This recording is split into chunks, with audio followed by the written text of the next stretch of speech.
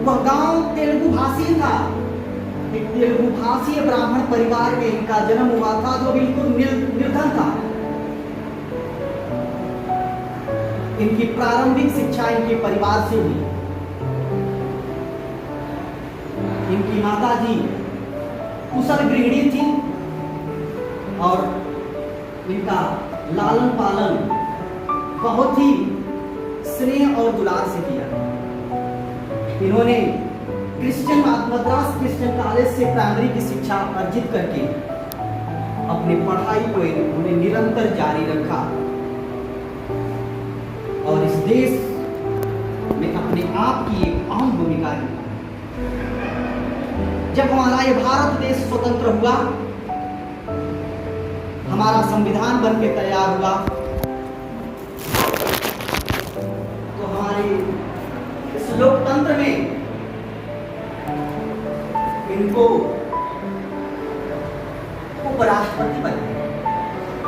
पहली बार जब इन्होंने राष्ट्रपति पद को सुशोभित किया, तो इनके पढ़ाई हुए कुछ इनके शिष्य इनके पास आए और बोले, गुरुजी, आप इस देश के, भारत देश के राष्ट्रपति हैं, इस देश के आप नायक हैं,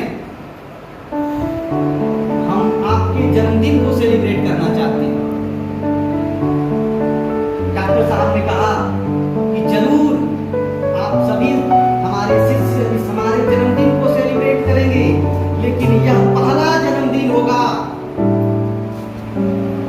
जो अभी तो मेरा नहीं, इस पूरे भारत वर्ष में हमेशा हमेशा। उन्होंने कहा कि ये मेरा जन्मदिन नहीं होगा, इस संपूर्ण भारत में जितने भी शिक्षक हैं, जितने भी शिक्षक होंगे, उन सभी लोगों का जन्मदिन मनाएं।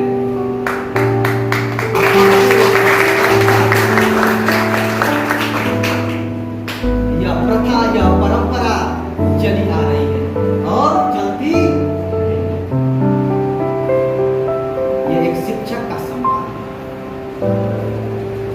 उन्होंने अगर अपना जन्मदिन मनाया होता तो शायद उस जन्मदिन को कोई याद। उन्होंने एक ऐसा डिसीजन लिया, एक ऐसा अपने जीवन में निर्णय लिया कि आज नहीं, जब तक यह धरती धरा होगी तब तक डॉक्टर सर्वपल्ली राधाकृष्णन की उनको याद किया जाएगा, उनको नमन किया जाएगा, उनको वंदन किया जाएगा। मरते सभी हैं, सभी इस धरती पे जो व्यक्ति आया है, जो प्राणी आया है, जो जीव आया है, उस सबको जाना ही था।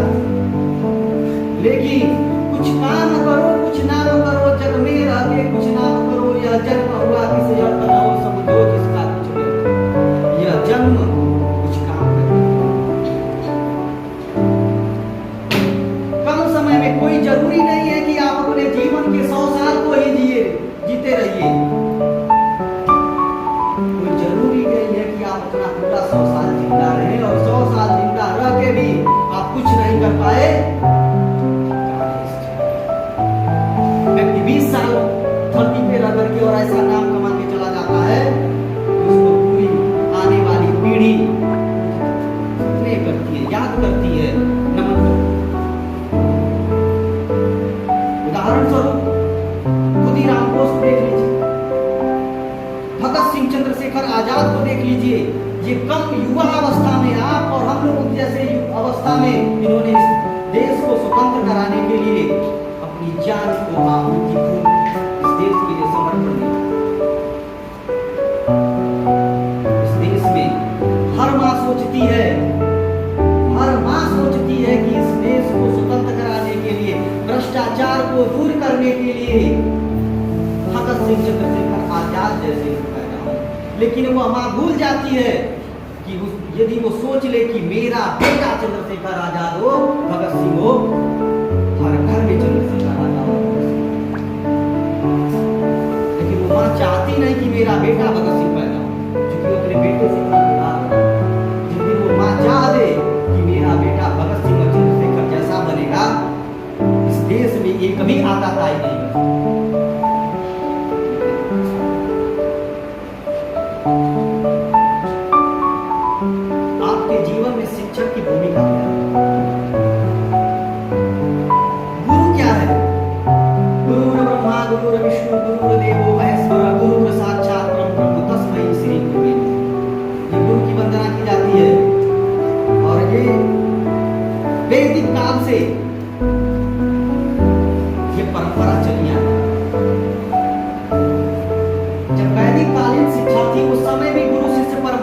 तेजी से थी।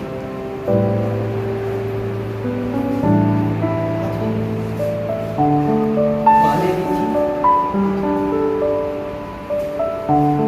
आपको कुछ सीखना है तो गुरु के समीप तो आपको जाना ही पड़ेगा, सीखना है। और सीखने के लिए श्रद्धा होनी चाहिए। जब तक आपके पास श्रद्धा नहीं होगी तब तक आप अपने जीवन में कुछ आज हमें 10-12 साल का पढ़ा के हमने देखा है, ऐसे ऐसे बच्चों को हमने देखा है कि जो जीरो से लेकर के हीरो गए हैं, हीरो तक उठे हैं। आप जिस दिन वो बोलते हैं ना, आपने देखा होगा कि कुछ बच्चे आते हैं तो सबसे पहले अपने गुरुजनों का पैर छू के आशीर्वाद लेते हैं। कुछ आते करके निकल लेते हैं। हमारी एक सर ने कहा कि यहाँ पे 10 बच्चे आपका पैर छूते हैं, 5 तो भगवान को चले जाते हैं, क्या है आप सबको एक जैसा शिक्षा नहीं दे सकता? हमने कहा नहीं, मैंने कभी कहा ही नहीं। मैं कैसे कहूँ कि आओ मेरा पैर छू? कोई टीचर बोलेगा क्या? ऐसा नहीं बोलेगा यार, नहीं बोलेगा। ये जहाँ से होता है, जब तक आपकी आत्मा आपसे कहेगी नहीं तब तक आप किसी का पैर छू के आशीर्वाद आपके जीवन में भगवान ने भी कहा है कि सबसे सर्वोत्तम अधिकार किसका होता है, और प्रथम गुरु माँ जो होती है वो शिक्षा की पहली कड़ी होती है। वो आपको सिखाती है कि अब संसार में ये कौन कौन लोग। इसके बाद पिता का नंबर आता है और पिता आपकी आप उंगली पकड़ के चलना प्रारंभ करते हैं, वो समाज से अवगत कराता है। और तीसरा जो गुरु होता है वह आपको और इस समाज की एक कड़ी को आपको जोड़ देता है। वो हर एक उन कड़ियों को बताता है और सारे इस समाज से अवगत कराता है आपको, और आपको पथ भ्रमित न होने का आदेश देता है, समझाता है कि आप पथ भ्रमित मत होइए, बल्कि पथ अवश्य और आप उनके दिशा निर्देश में आगे बढ़ते चले जाते हैं। और वह देखो पास खड़ी मंजिल इंगित से तुम्हें बुलाती है, साहस पर बढ़ने वाले को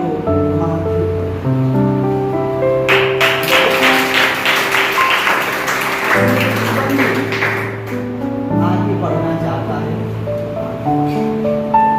मंजिल उसे बुलाती है कि आ जाओ, तुम ही एक ऐसे योद्धा हो जो इस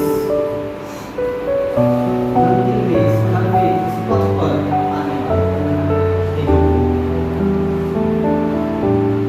जो पढ़ने वाला आगे होता है उसके कदमों में चाहे चाहे तूफान, चाहे अंगारे बरसे, वह आगे बढ़ता ही है।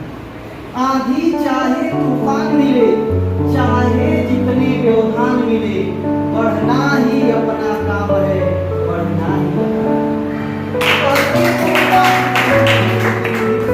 बुलाती है साहस से बढ़ने वाले। साधना व्यर्थ नहीं जाती, चल कर ही मंजिल मिल पाती, फिर क्या बदली क्या बढ़ना ही।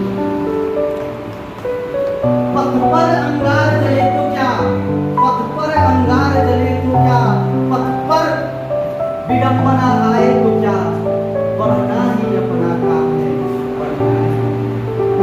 व्यक्ति को हमेशा अपने पथ पर बढ़ना चाहिए। कब तक?